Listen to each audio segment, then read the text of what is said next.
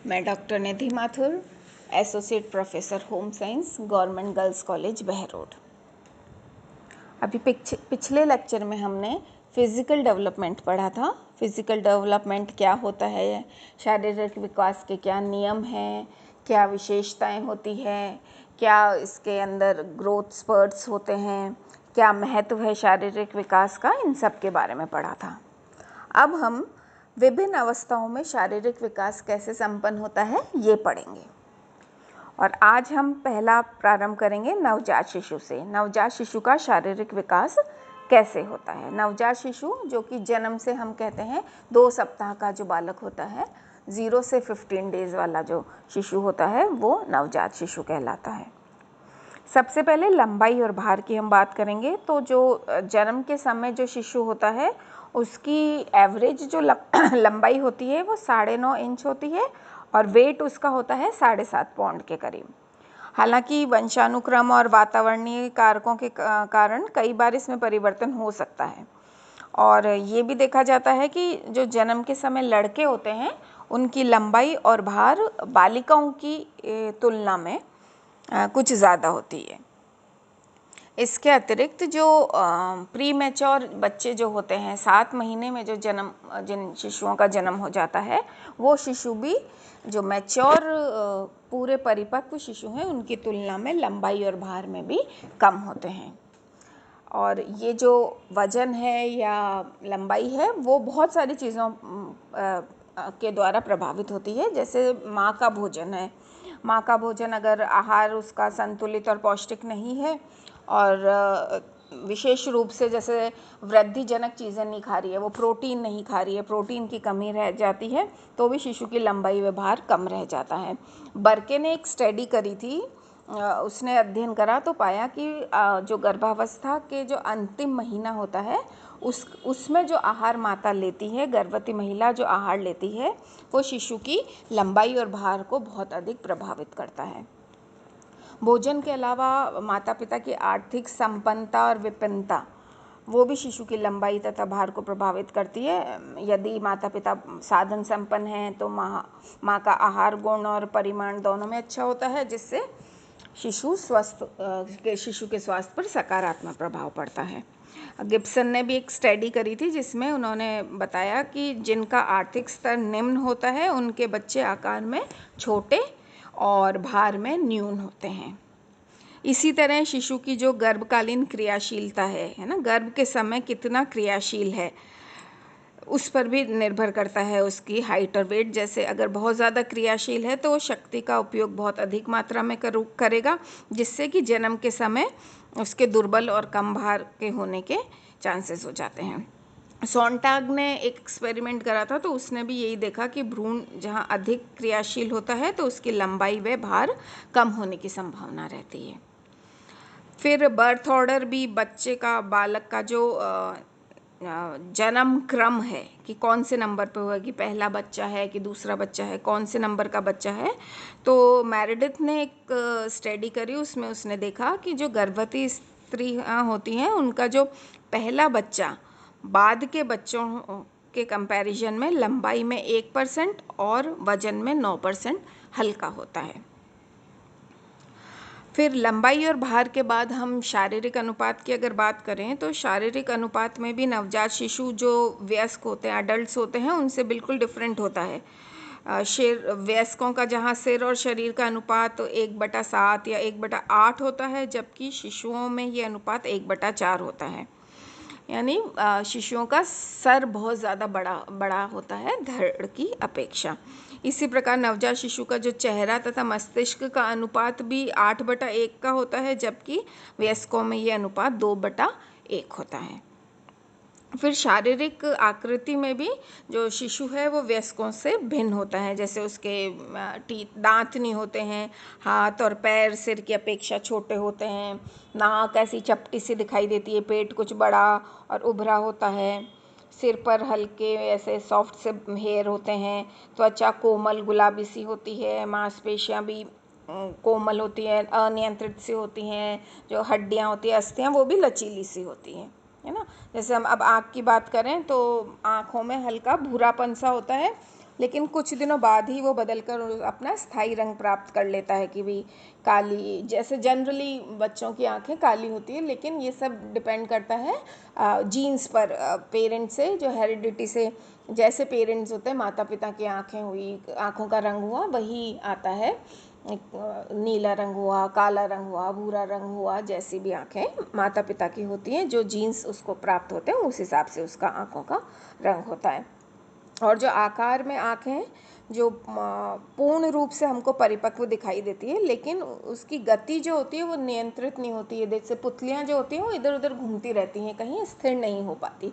छोटे बच्चे की अपने को लगता है कहाँ देख रहा है, वो कहीं और देख रहा होता है, वो पता नहीं लगता। लेकिन ये जो उसका सेंट्रलाइजेशन है, आइज़ का जो दृष्टि का केंद्रीकरण है, वो लगभग 6 से 8 सप्ताह के बाद होता है। वो स्थिर होने लग जाती है उसकी आंखें, यानी एक जगह वो नज़र टिकाकर देख सकता है।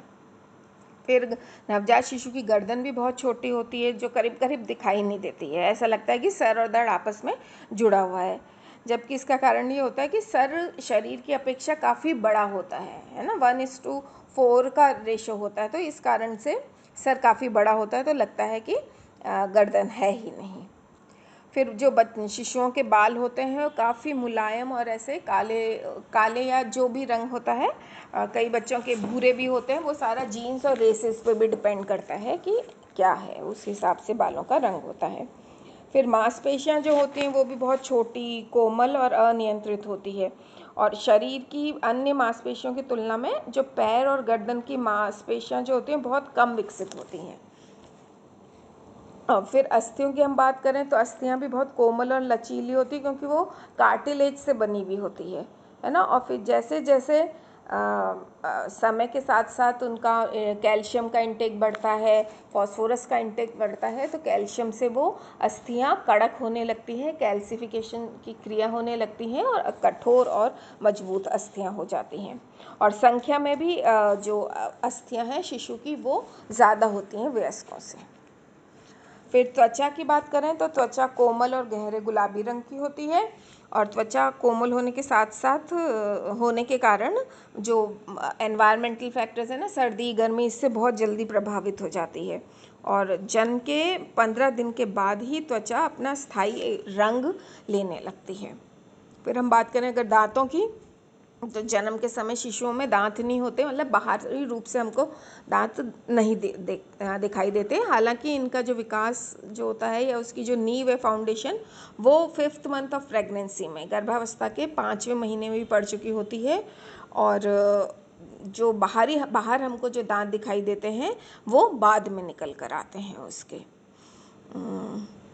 फिर हम शिशुओं की शारीरिक क्रियाओं की भी बात करेंगे। शारीरिक क्रियाएं जैसे सांस कैसे लेता है, हार्ट बीट और ये सारी चीज़ें। तो सबसे पहले हम श्वसन क्रिया या रेस्पिरेशन की बात करेंगे। जन्म के समय जो शिशु रोता है वो बहुत इम्पॉर्टेंट चीज़ है ना। रोने से ही श्वसन क्रिया प्रारंभ होती है बच्चे के, इसलिए शिशु का जन्म के समय रोना बहुत आवश्यक है। कई बार आपने देखा होगा कि अगर शिशु नहीं रोता तो उसको उल्टा कर कर, उसके पीछे मार कर, किसी तरह से उसको रुलाया जाता है, क्योंकि रोने के साथ ही उसकी सांस लेने की प्रक्रिया या श्वसन क्रिया चालू होती है। इसलिए शिशु का रोना बहुत महत्वपूर्ण है। और शिशु जन्म के समय जो उसकी श्वसन दर जो होती है, सांस लेने की गति, वो 40 से 45 प्रति मिनट रहती है, किंतु 1 सप्ताह के बाद यह गति कम होकर 35 प्रति मिनट रह जाती है। और आपको पता ही होगा अडल्ट्स की कितनी होती है। अडल्ट्स की जो रेस्पिरेटरी रेट है वो 18 प्रति मिनट होती है ना। और जो जो जागृत अवस्था में जब शिशु होता है तो उसकी ये श्वसन गति जो होती है या श्वसन दर है वो 32 प्रति मिनट रहती है, जबकि जब वो रोता है तो ये और ज़्यादा बढ़ जाती है ना। वो उसकी रोने की उस पे तीव्रता पर ये निर्भर करती है, और वो और अधिक तीव्र हो जाती है। फिर हृदय की धड़कन की हम बात करें तो नवजात शिशु के हृदय की धड़कन भी वयस्कों से अधिक होती है, किंतु हृदय का आकार तो छोटा होता है, लेकिन जो हृदय गति होती है वो 120 से 140 प्रति मिनट के करीब होती है।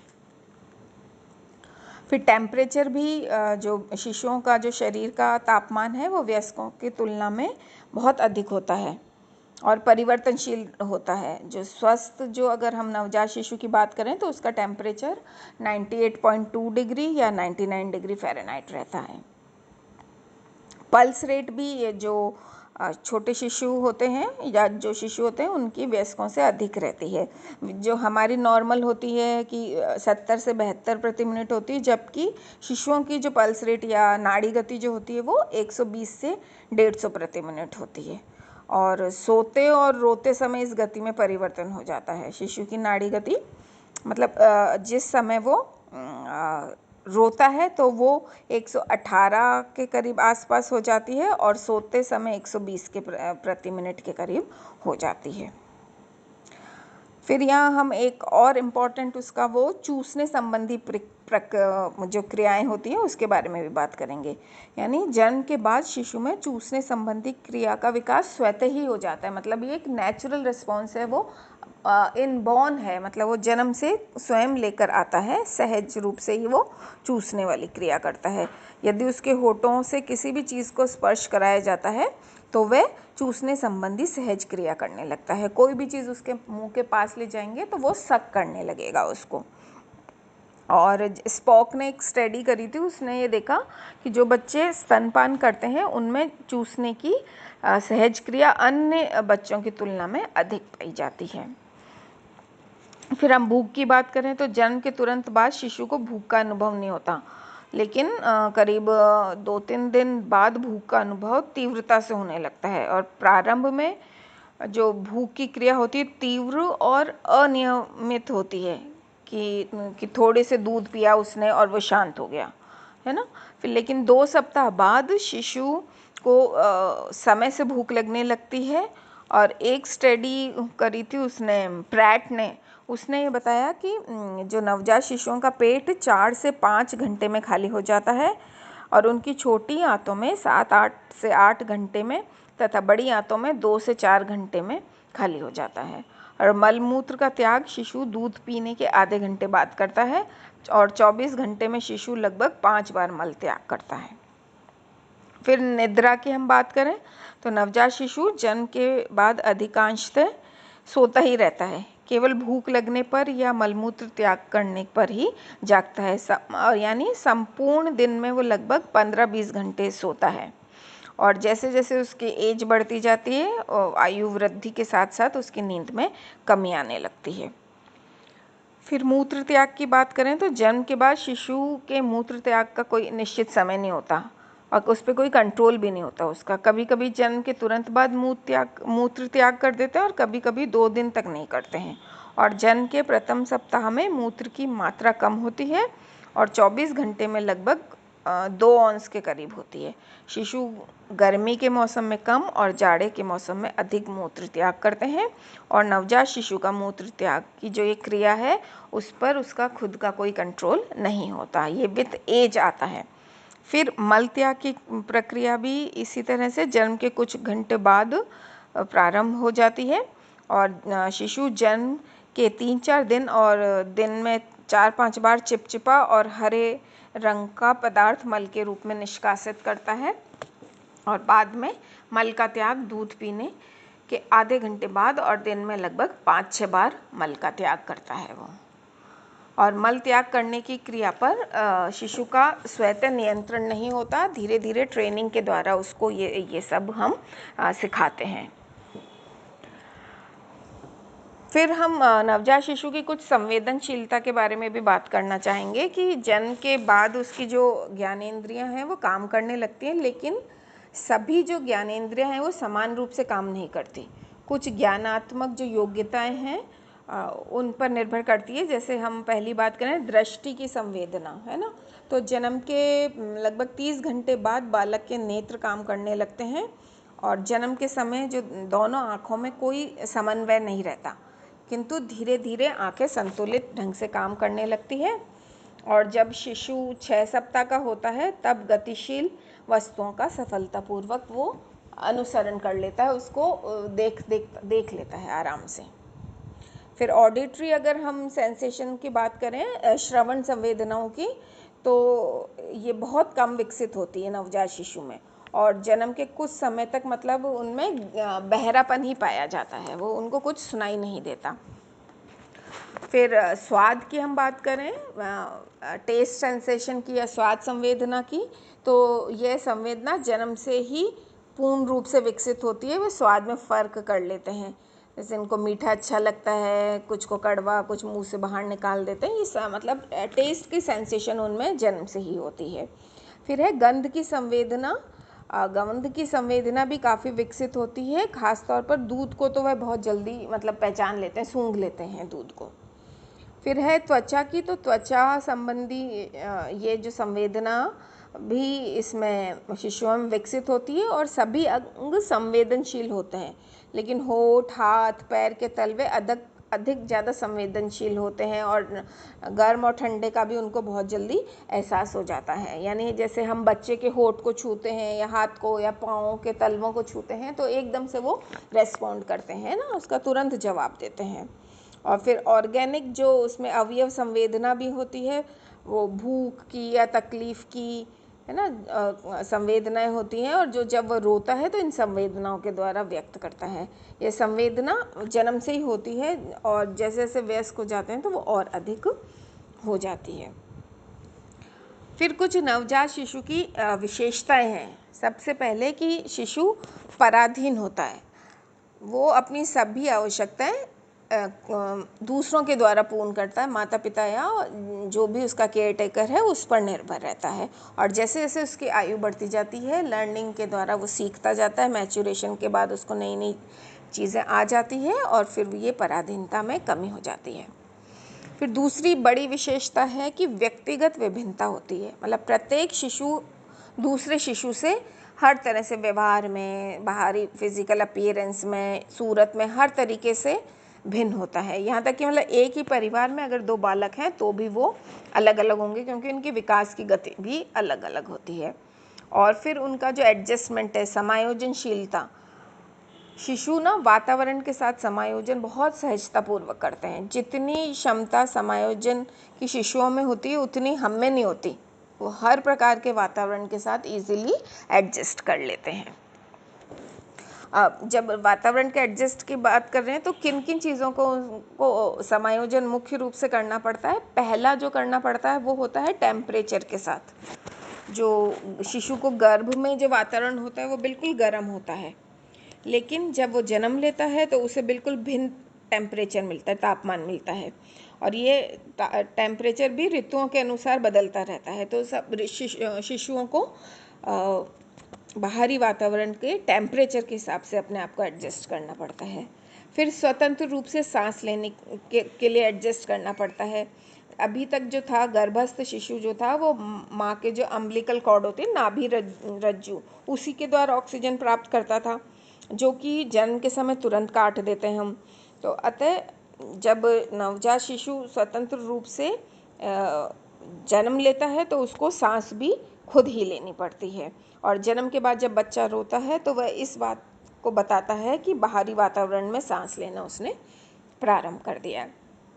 फिर एक एडजस्टमेंट उसको मुंह के द्वारा पोषण प्राप्त करने के लिए करना पड़ता है, क्योंकि गर्भस्थ जो शिशु होता है वो गर्भनाल द्वारा पोषण प्राप्त करता रहता है, लेकिन जन्म के बाद मुख से वो पोषण प्राप्त करता है, और ये सब सीखने में उसको थोड़ा समय लगता है। चूसने की, निगलने की प्रक्रिया पहले उसमें बिल्कुल नहीं होती है, धीरे धीरे उसको विकसित करता है, और जैसे जैसे वो प्रक्रिया को विकसित करने लगता है पोषण उसको मिलता रहता है, और धीरे धीरे वो समर्थ हो जाता है।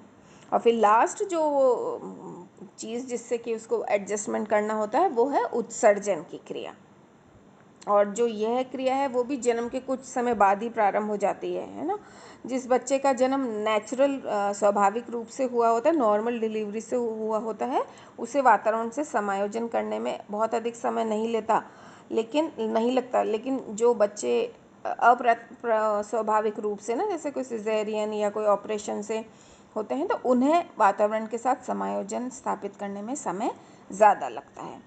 और गर्भ में ये जो क्रिया होती हैं सारी वो गर्भनाल और नाभि रज्जु के द्वारा होती रहती है, लेकिन बालक जब जन्म लेता है तो वो कितने समय में समायोजन स्थापित करता है, वो सारी चीज़ें किस पर निर्भर करती है, उसका स्वास्थ्य कैसा है। अभी तक तो सारी चीज़ें माँ के स्वास्थ्य पर निर्भर थी, अब अगर बच्चा स्वस्थ है, एकदम रोग मुक्त है, तो वो हेल्दी है, तो वो इन सब चीज़ों को इजीली कर पाएगा और उसका वातावरण के साथ समायोजन अच्छे से हो जाएगा और वो आसानी से सब चीज़ को एडजस्ट कर लेगा।